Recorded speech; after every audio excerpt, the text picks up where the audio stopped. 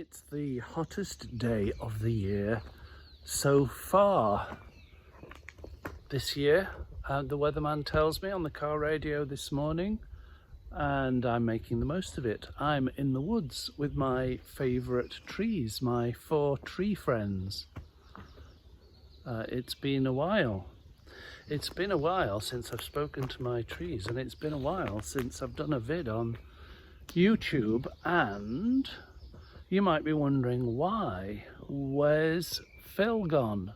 Well, as you know, I went on the Camino. I finished my Camino. I walked into Santiago in northern Spain on Easter Saturday, which is now about 5 weeks ago. And I went to the Easter Sunday Mass in the cathedral with about 2,000 other pilgrims.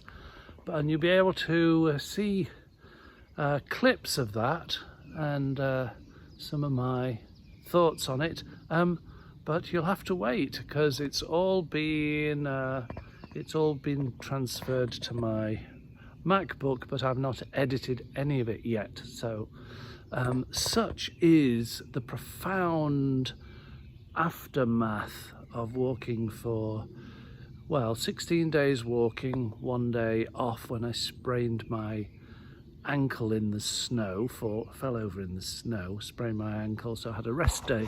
But more of that in the Camino videos. Right now I'm just having a brief chat with my 4 friends, the trees here, and I asked them on this lovely Sunday morning,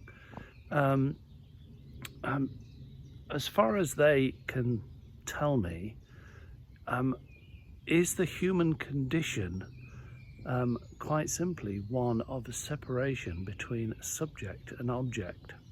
Now, you might think this is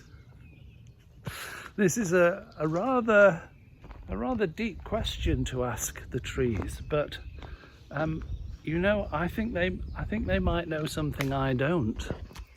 They might know something that we don't, which is that it is the very aspect of us taking ourselves to be a separate subject and everything else to be objects to that subject.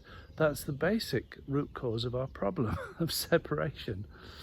Now, if that sounds a little bit heavy for a bright, hottest day of the year Sunday morning walk, I would agree with you. What has triggered it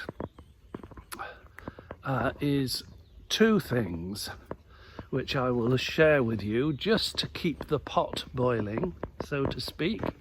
First thing is, I've not been into audiobooks before, but I did try, and now cancelled, but I did try an Audible subscription for a few months and downloaded a few books, one of which I'm listening to with great interest. Carlo Rovelli is one of my favourite physicists. He's a quantum physicist with a lovely Italian voice, and he puts an on the end of every word. That's a bit of a rubbish characterization of the lovely Italian language. His book Helgoland is about a rock in the North Sea, a very inhospitable rock in the North Sea off the coast of Germany, where Heisenberg, age 23, came out with his uncertainty principle.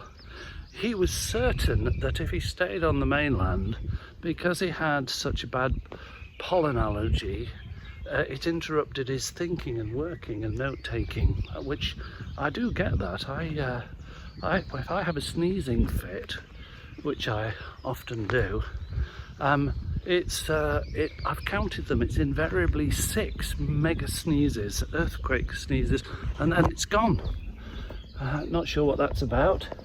I don't know how many sneezes Heisenberg managed. I think it's probably uncertain how many sneezes Heisenberg had.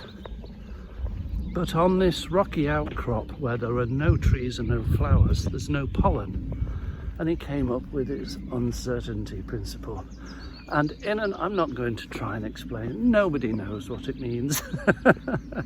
Carlo Rovelli's written a book about it. And the truth is, he doesn't know what it means. he quite cheerfully explores it very lucidly. But essentially, at the quantum level, he studies quantum gravity.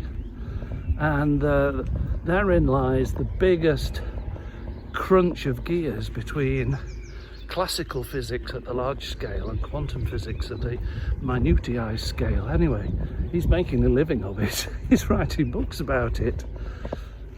Bless him. And definitely invite him round for dinner. Spoiler alert, it's all about relations. I don't mean your in-laws or your siblings. I mean that what quantum physics tells us at root, at the core of reality, is that nothing exists in isolation. Now, that sounds almost too simplistic to be true, but it turns out it is really the most profoundest truth of the cosmos that we are familiar with anyway. Nothing exists in isolation, only in relation to other things. So that's one reason why I have been mute for a few weeks. I'm processing the uncertainty principle. Not sure what to make of it. And the other reason is I have started to transcribe my journals that I wrote when I moved to Bakewell to sit and meditate with John Butler. And quite surprisingly, it's having quite a profound effect on me. More of that later. The other reason, I said there are two reasons. There are three. The third reason I've been quiet for a few weeks is the Camino, as I say, 16 days walking, 1 day rest, was a really wonderful, 100% wonderful, brilliant, profound, but also disturbing experience for me, in which I have sort of shed various skins, I would say, from my evangelical Christian dogma days.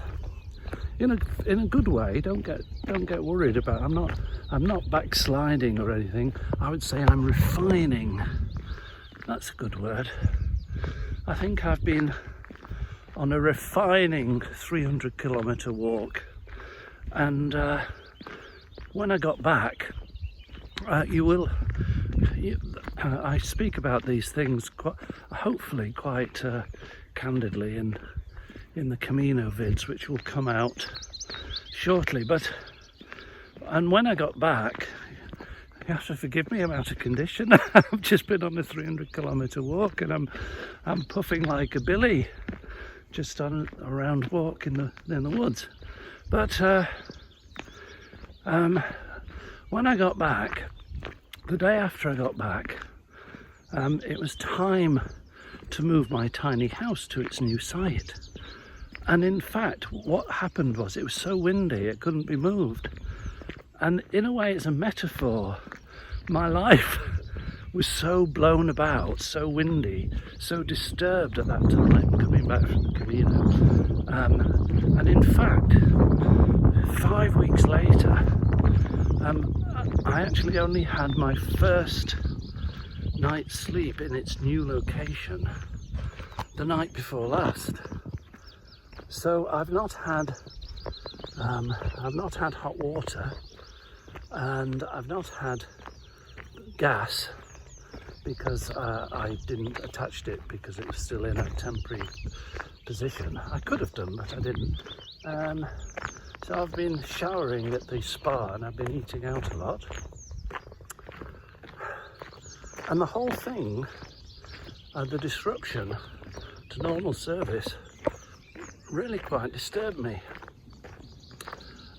Which is the third reason why I've only just got round to a morning walk with my friends the trees and with you, and that's getting sort of back in the saddle, if you like. I didn't mean to, I didn't have a thought of making a vid, but in a way it seemed rude not to. Catch you later.